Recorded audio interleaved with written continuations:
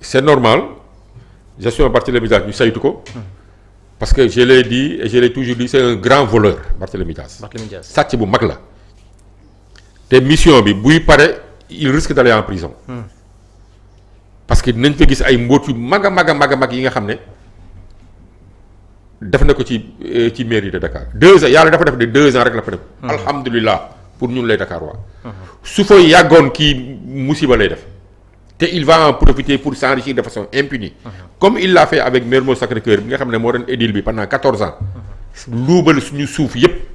sàcc ko yëpp encore une fois déposé nañu benn plainte au niveau de l'OFNAC. en tant que ñun waa Mermoz Sacré-Cœur. si naka la yore woon suñu commune. mais xam nañu fii ak Bassirou Gueye mi ngi fi. plainte bi du wëy. plainte boobu maa yow sax ñu ànd. waaw yéen ñëwoon ngeen sax ba couvrir ko. boobu ba léegi. man woo nañ ma auditionné nañ ma. mais ba léegi bàyyi dañ ko noonu alors que je les ai donné un dossier béton. 12 000 mètres carrés. yu ñu amoon au niveau de Sacré-Cœur. 3 boulangerie jaune. qui représente des milliards et des milliards et des milliards. Barthélémy Dias ne ko furaas joxe ko soi-disant au franc symbolique. à des promoteurs privés yi nga xam ne xamuñu ban intérêt la ci commune bi am ak askanu Mermoz Sacré-Cœur amuñu ci benn intérêt. ñu bañ enquête ci loolu. ça ne m'étonne pas nag que ce soit Bassirou Gueye moo nekk OFNAC. parce que moom tamit si ñu luubal alalu Sénégal bi la bokk. parce que on peut pas confier l'OFNAC à un voleur. comme Bassirou Faye comme Bassirou Gueye. nga xam ne sooy xool patrimoine bu mu am rek en tant que simple procureur rek nga xam ne kii lu mu yore jéggi na dayoo ak fan la fa nar a jëlee moom si boppam. dafa nar a jàpp boppam en tant que directeur de l'OFNAC parce que il dispose d'un patrimoine bi nga xam ne indécent. li nga xam ne ses revenus de fonctionnaire ne lui permettent pas fan la jëlee son patrimoine Bassirou Gueye kooku lu ñuy jël jox ko OFNAC. kooku dossier yi mu il n'est pas pressé à ce que les dossiers de l'OFNAC avancent. heureusement que le président Bassirou Diomaye Faye jël na ay projet loi pour tëggaat OFNAC. d'abord pour dégager ko foofu tëggaat OFNAC pour vraiment OFNAC mun a saytu quand même. mbiru nit ñi. parce que OFNAC nu muy doxee nii musul jàpp kenn c'est pas normal ça te il faut que nit ñi xam tamit may joxe benn renseignement OFNAC bureau yi mu nekk sax Macky Sall moo ko moom. le bureau de l'OFNAC l'immeuble de l'OFNAC est un immeuble de Macky Sall. déet siège OFNAC bi nekk waaw Macky Sall moo ko moom xamuloo loolu. déedéet OFNAC Macky na dafi ngëm comme Kayita bu mu koy yore OFNAC bi ngi woon fële avenue Lamine Gueye. oui fa la nekkoon bu ñu namee Bassirou Gueye dafa toxal siège OFNAC bi yóbbu ko ci immeuble bi nga xam ne Macky Sall moo koy loué. jox ko. di encaisser boppam. di encaisser Macky loolu déjà conflit d'intérêt la. immeuble OFNAC bi immeuble Macky Sall la moo ko moom.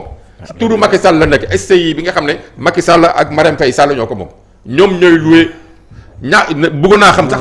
contrat de location bi. soo moytuwul c'est des dizaines et des dizaines de millions par mois. déjà c'est te Bassirou Gueye moo fa yóbbu OFNAC moo jox marché boobu Macky Sall pour delloo ko njukkal lu mu ko joxee poste OFNAC bi. du jàpp kenn.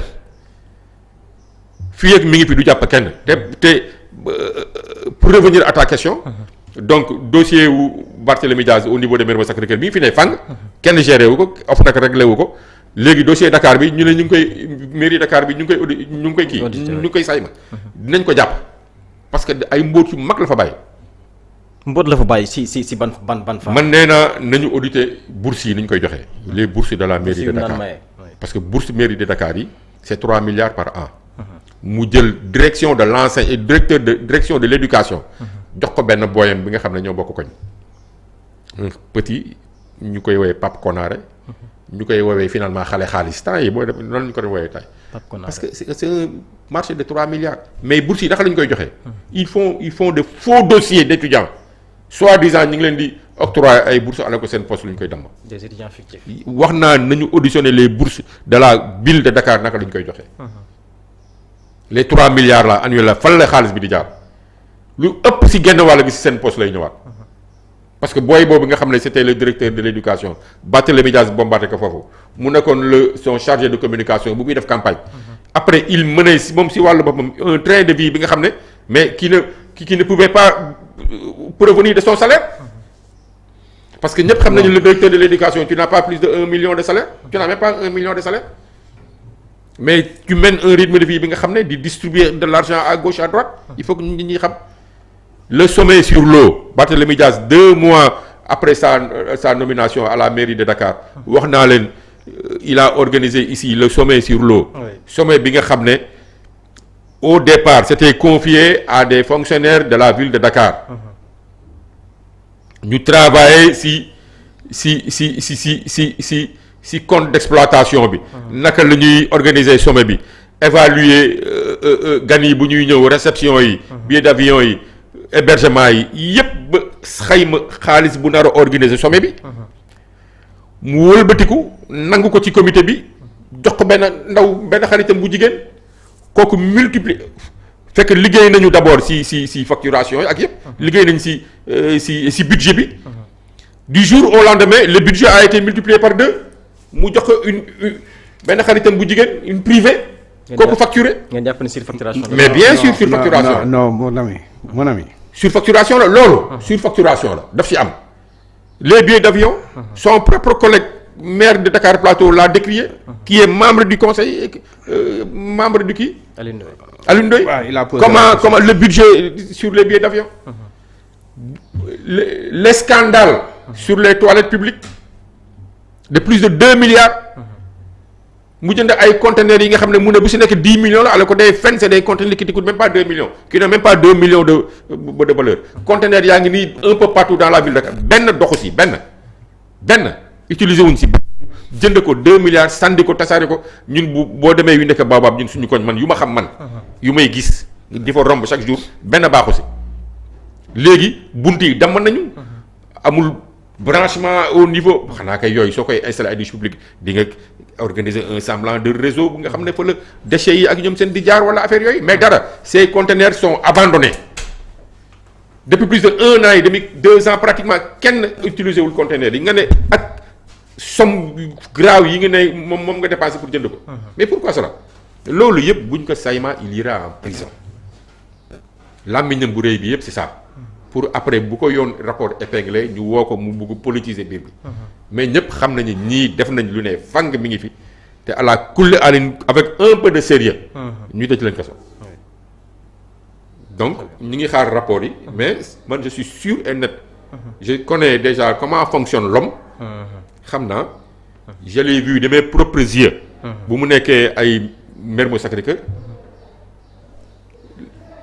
les conseillers ñoom seen wàllu bopp yenn marchés yi c'est des marchés de gré à gré ils s'arrangent à ce que tous les marchés passent en DRP te sociétés yu mu koy jox c'est des sociétés écran yi nga xam ne boo saytoo ci biir moom moo nekk ci ginnaaw c'est comme ça qu'il fait pour siphonner le budget de la commune de Mermoz Sacré-Cœur qui se retrouve dans ses poches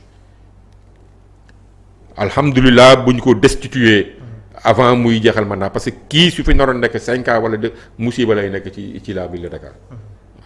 doyen dafa am loo si bëggoon yokk. non yokkuma dara lu dul xanaa daal bon audit mu am na foofu au niveau de la ville de Dakar. audit am na partout. yemul rek ci ville de Dakar. parce que depuis que ñu commandité audit yooyu.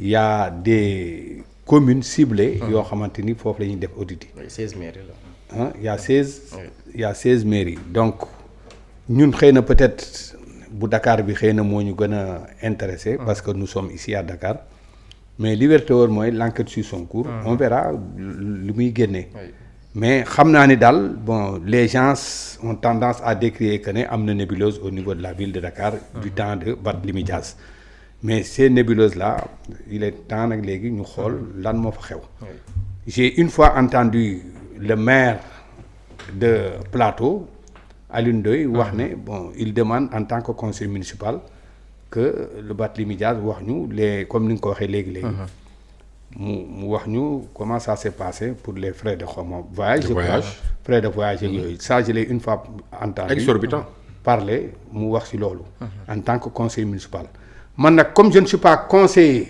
municipal de la ville de Dakar je ne peux pas peut-être avancer ci yenn propos yi mais li wér te wóor mooy audit am na te audit bi xam naa ni bu ñu paree dinañ ñu wax la fa am lan la fa xew lan la parce que Barthélémy Dias n'est plus considéré comme conseiller municipal membre du conseil municipal en plus il n'est plus maire c'est Abbas Fall qui est là-bas c'est normal que Abass Fall diggante bi mu jël nekk ci bopp mairie bi ak li ko desee ci mandat bi pour mu terminer ko il faut que forcément que audit bi war a mën a jeex ba ñu xam situer les responsabilités si jamais mu am dara ñu situer les responsabilités balaa ñu koy teg ci ndodd ñeneen parce que désinformation fii dafa gaaw diffusion de fausses nouvelles dafa gaaw waxal nit loo xamante ni amul dafa gaaw te comme actuellement Abass Fall est l'actuel maire de Dakar il faut forcément que Abass Fall li ko des li nga xamante ni moom la fi téye ba fii muy egg